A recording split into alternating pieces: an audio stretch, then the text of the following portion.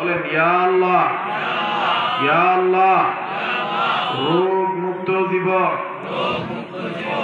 রোগ মুক্ত জীবন, অভাব মুক্ত জীবন, ঈমান যুক্ত মরণ আল্লাহ আমাদের নসিব করেন।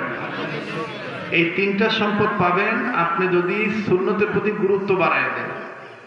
তার মধ্যে আবু দাউদ শরীফের হাদিস, রাসূল আকরাম সাল্লাল্লাহু আলাইহি ওয়াসাল্লাম বলেন, খানা খাওয়ার আগে পরে 2 হাত কবজি পর্যন্ত ধৌত করা। বলেন কয় হাত? আবার বলেন কয় হাত? কোন পর্যন্ত? কবজি পর্যন্ত। কখন কখন? খানা খাওয়ার আগে এবং পরে। এই সুন্নাত যারা পালন করবে, রাসূল আকরাম সাল্লাল্লাহু আলাইহি ওয়াসাল্লাম বলেন, আমার এই উম্মতের নর-নারীগণ মৃত্যু পর্যন্ত তাদেরকে মরণ ব্যাধি, জটিল কঠিন ক্যান্সার, মহামারী ভাইরাস তাদেরকে স্পর্শ করতে পারবে না। সুবহানাল্লাহ বলেন।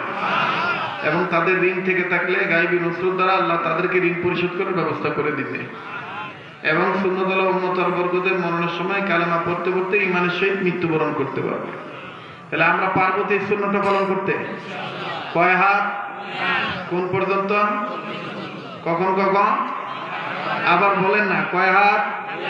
কোন পর্যন্ত? কখন কখন? এইরকম সহজ সাদিক সুন্নাত, এরকম শত শত সুন্নাত আমি